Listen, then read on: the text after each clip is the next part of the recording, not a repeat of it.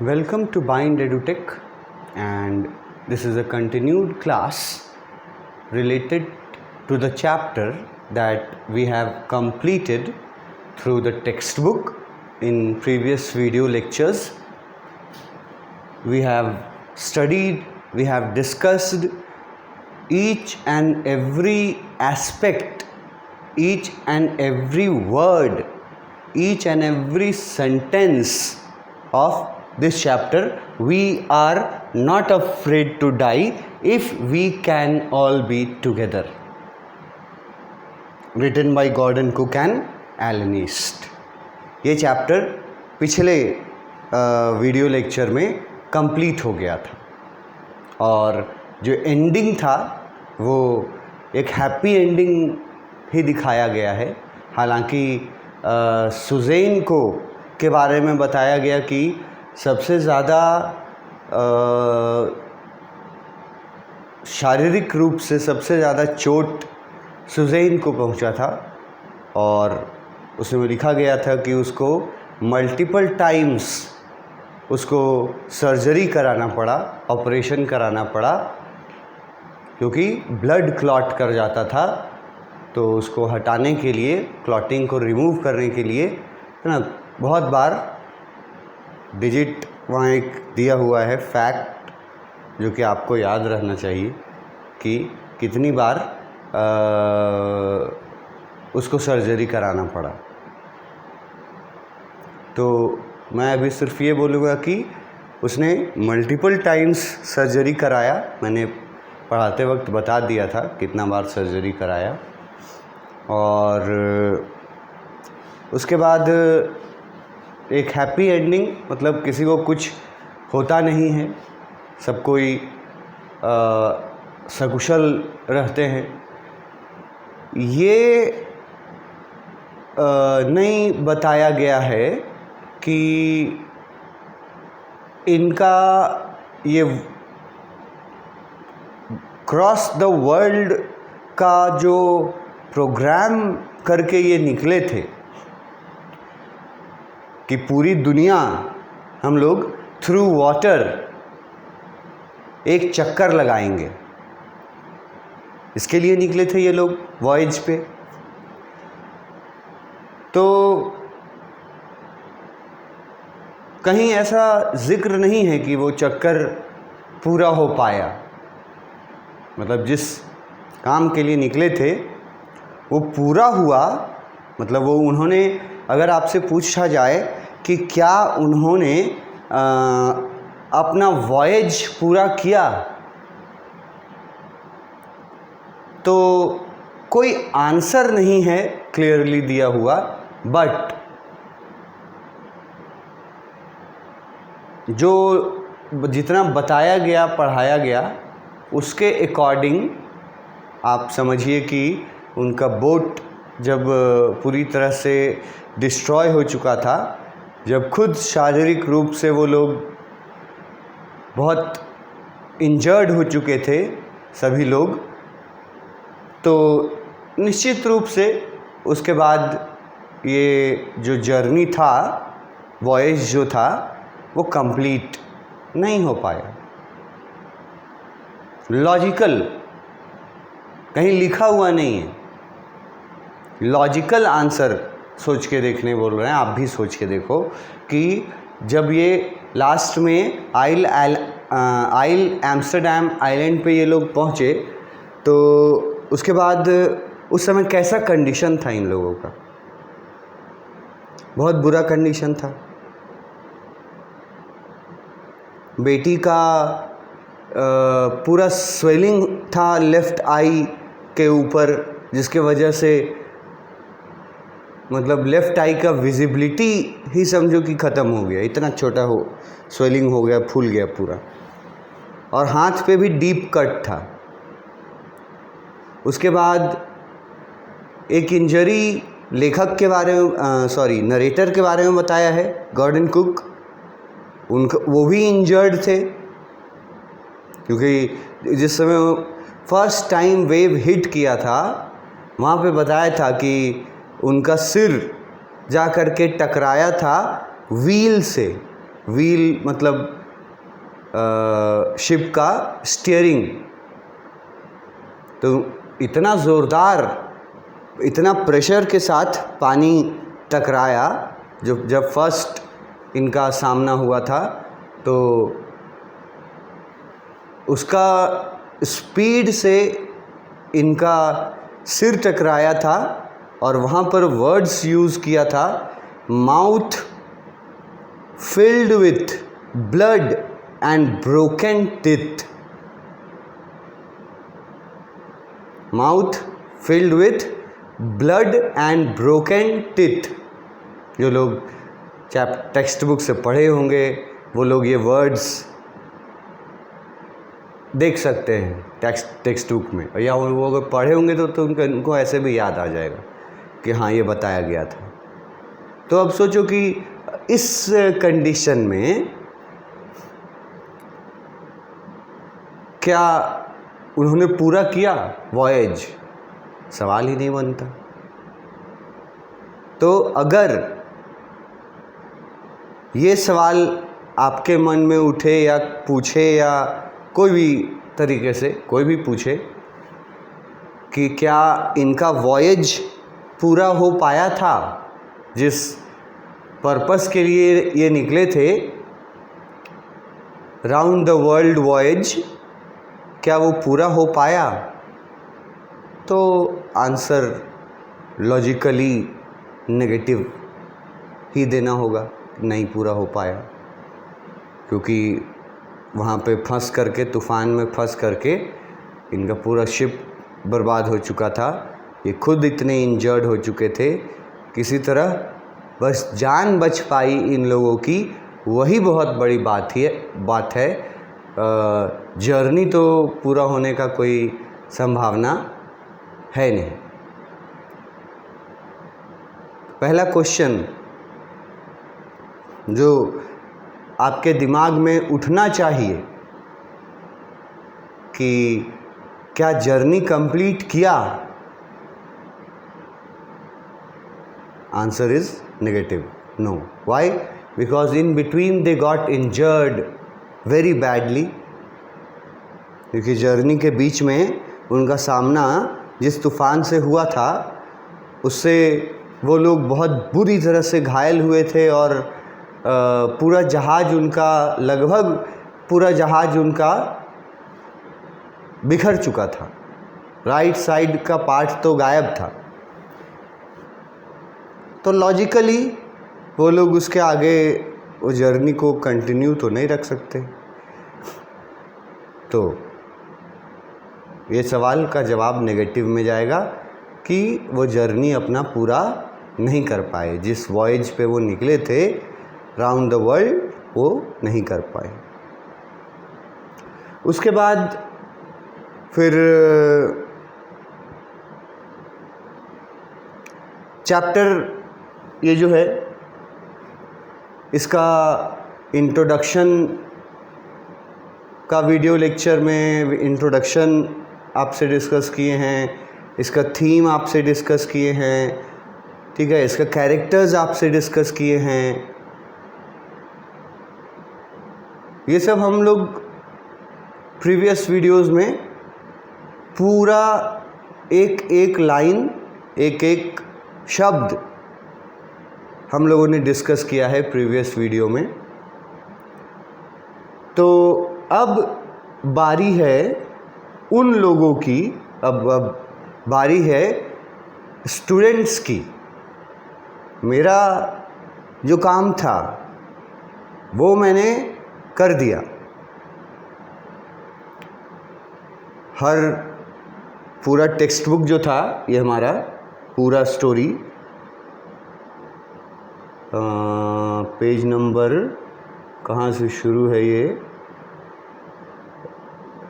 यहाँ से तो नहीं दिख रहा है पेज नंबर, पर जहाँ से भी है, ये पूरा स्टोरी जितने पेजेस का था वो हम लोगों ने कंप्लीट कर लिया, लाइन बाय लाइन पढ़ करके। और बैकग्राउंड भी मैंने इस कहानी का आपको बताया था, जिसमें एक व्यक्ति का नाम आया था जेम्स कुक।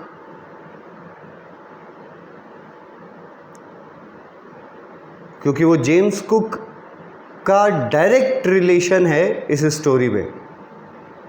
अब क्या रिलेशन है ये तो आपको मैं बता चुका हूँ। अगर आप सुने हैं, पढ़े हैं, तो आपके दिमाग में क्लियरली आ जाएगा कि गॉर्डन कुक क्या करना चाहता था, जेम्स कुक कौन थे, उन्होंने क्या अचीवमेंट, मतलब क्या अचीवमेंट पाया था उन्होंने, एक तरह से कहें कि क्या रिकॉर्ड बनाया था उन्होंने। ये भी बैकग्राउंड भी मैंने आपको बता चुका हूँ। अब इसको वर्ड बाय वर्ड और लाइन बाय लाइन बताने में, चैप्टर को समझाने में, यहाँ से टेक्स्ट बुक से वर्ड बाय वर्ड बताना, उसमें क्या होता है कि नंबर ऑफ वीडियोस जो हैं वो थोड़े ज़्यादा रहते हैं। ये बात मैं पहले भी डिस्कस कर चुका हूँ कि आप अगर ये चैप्टर का वीडियोस देखना चाहिएगा तो आपको दिखेगा कि इस चैप्टर में, मान लो फॉर एग्ज़ाम्पल कि इस चैप्टर का 100 वीडियो है, 100 वीडियो में ये चैप्टर है फॉर एग्ज़ाम्पल। तो स्टूडेंट वहाँ क्या सोचेगा कि अरे ये चैप्टर 100 लेक्चर्स में है, जबकि उतना बड़ा चैप्टर, मतलब स्टूडेंट्स के हिसाब से सबको लगेगा, नेचुरल है। हम भी तुम्हारी जगह होते तो हमको भी लगता कि इस चैप्टर को पढ़ने के लिए 100 वीडियो देखना पड़ेगा। 100 बहुत होता है, ठीक है। तो एक तो ये मैं पहले भी डिस्कस कर चुका हूँ कि चैप्टर का जो बिगिनिंग होता है उस समय टीचर बिगिनिंग से पहले जो इन्वायरमेंट क्रिएट करते हैं, करने की कोशिश करते हैं, जो कि चैप्टर से ही संबंधित रहता है, कोई अलग से नहीं। जैसे मैंने अगर जेम्स कुक के बारे में अगर 2 वीडियो में बताया, फॉर एग्ज़ाम्पल कि मैंने जेम्स कुक के बारे में 2 या 4 वीडियोज़ में उसके बारे में बहुत कुछ बताया आपको, तो मन में सवाल आता है कि इतना जानना ज़रूरी है जेम्स कुक के बारे में? बहुत जान लिए, खाली टेक्स्ट बुक में लिखा हुआ है कि जॉन कुक ने राउंड द वर्ल्ड वॉयज किया था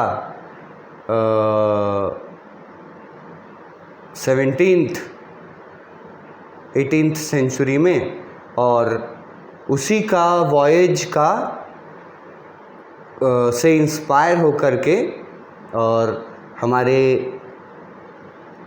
नरेटर गॉर्डन कुक भी उसी तरह का एक वॉयज प्लान करते हैं और बहुत तैयारी करते हैं उसके लिए। कोई आसान काम नहीं है पूरी दुनिया का एक चक्कर लगा लेना थ्रू वाटर। तो बहुत तैयारी की थी इन लोगों ने।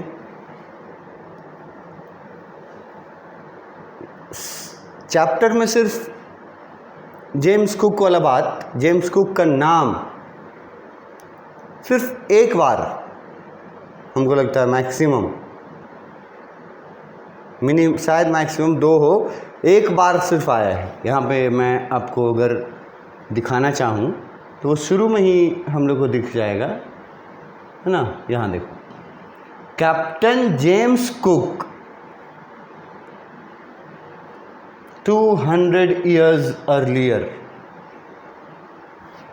मतलब जिस समय के हमारे ऑथर हैं, नरेटर हैं गॉर्डन कुक, उससे 200 साल पहले कैप्टन जेम्स कुक नाम के व्यक्ति ने ये एक रिकॉर्ड बनाया था कि उसने पूरा पृथ्वी, पूरा जो हमारा ग्रह है अर्थ, उसका एक सर्कल लगाया था, राउंड पूरा लगाया था, और वो भी थ्रू वाटर।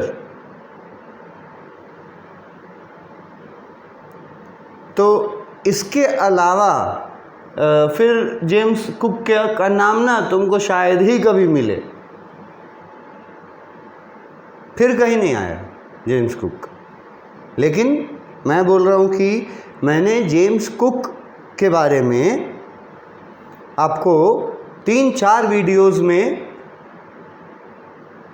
बताया है, जबकि सिर्फ एक नाम आया है। और हो सकता है कि आप question answer point of view से आप जितना इसमें बताया गया है ना, उतना में से क्वेश्चन आ जाएगा, आप आंसर दे भी दीजिएगा।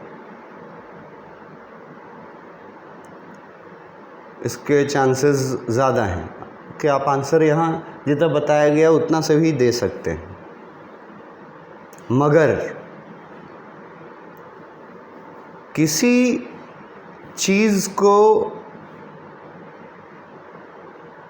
गहराई से समझने के लिए उसका बैकग्राउंड खोदना बहुत ज़रूरी होता है, तभी वो माहौल भी बनता है, एटमॉस्फेयर बनता है।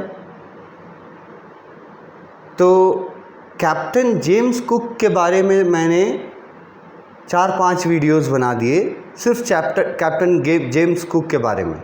उसमें मैंने कैप्टन जेम्स कुक का पोर्ट्रेट भी दिखाया है ना, उसका जहाज का पिक भी दिखाया, बहुत सारी चीज़ें। तो वो चीज़ें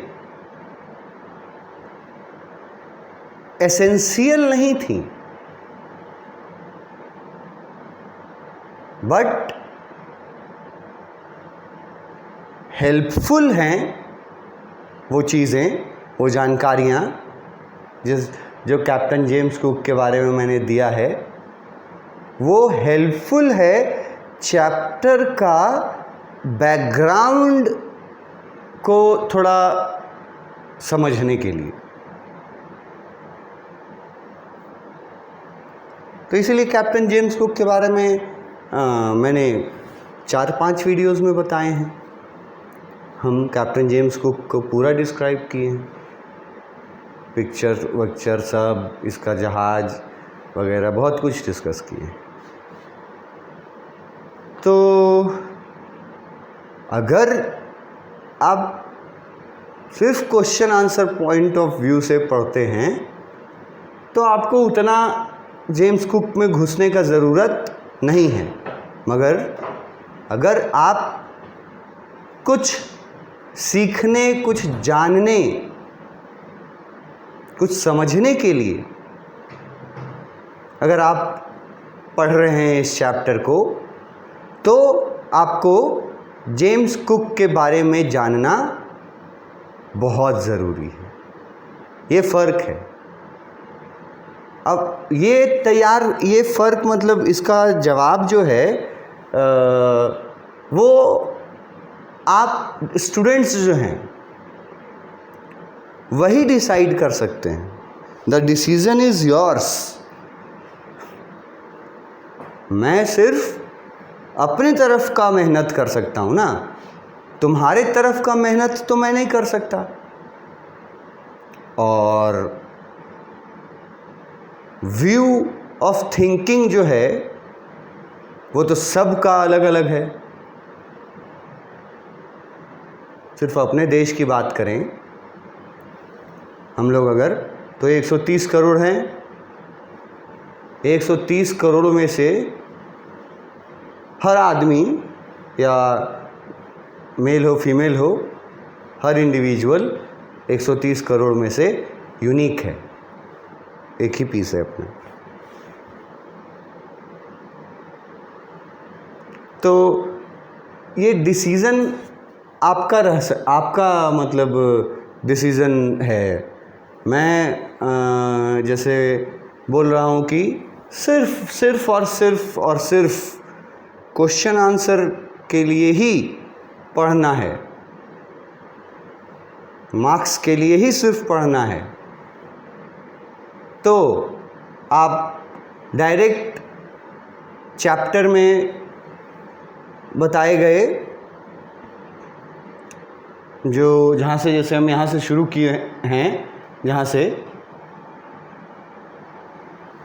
तो आप वहाँ से आप एक्सप्लेनेशन देखिए, सुनिए, पढ़िए। जो इसके पहले हम बैकग्राउंड इसका बना रहे थे कैप्टन जेम्स कुक के बारे में बता करके, तो वो उन स्टूडेंट्स के लिए है जो कंप्लीट, थोड़ा बाकी से अलग अपना सोच जिनका हो, ऐसा कि मार्क्स तो आए लेकिन उसके साथ साथ कुछ सीखने को भी मिले, कुछ नई जानकारियां प्राप्त हों, उसी चीज़ से जुड़ी हुई। जैसे अभी क्लास 11th में आपको ये बताया गया कि कैप्टन जेम्स कुक एक व्यक्ति थे जिन्होंने 17th समथिंग में इन्होंने पूरा वर्ल्ड वॉयज किया था, ठीक है। ये क्लास 11th में आपने ये फर्स्ट टाइम सुना होगा जेम्स कुक को, फर्स्ट टाइम। कोई पहले से नहीं जानता होगा कि जेम्स कुक कौन था और क्या अचीवमेंट उसका रहा है, कोई नहीं जानता होगा, कोई स्टूडेंट नहीं। हाँ, जब यहाँ पढ़ना शुरू किया तब जाना कि जेम्स कुक क्या थे नहीं थे। तो वो जेम्स कुक और इंट्रोडक्शन थीम जो इसमें काफ़ी वीडियोस बनते हैं, वो कभी भी नुकसानदायक नहीं होंगे आपके लिए, हमेशा बेनिफिशियल ही रहेगा। इसीलिए मैं टेक्स्ट बुक पे वर्ड बाय वर्ड पढ़ने की सलाह देता हूँ। अब जिन लोगों ने ये चैप्टर पढ़ा है, चाहे कहीं से पढ़ा हो, मेरे ही वीडियोस से नहीं, कहीं से भी, तो वो लोग के लिए ना सेल्फ असेसमेंट करने के लिए, मतलब कि वो कितना जानता है, कितना पढ़ा है चैप्टर के बारे में, ये सेल्फ असेसमेंट करने के लिए जो सबसे बेस्ट तरीका है वो है मल्टीपल चॉइस क्वेश्चंस। तो वो हम लोग मल्टीपल चॉइस क्वेश्चंस इस चैप्टर से शुरू करेंगे नेक्स्ट क्लास में। Thank you.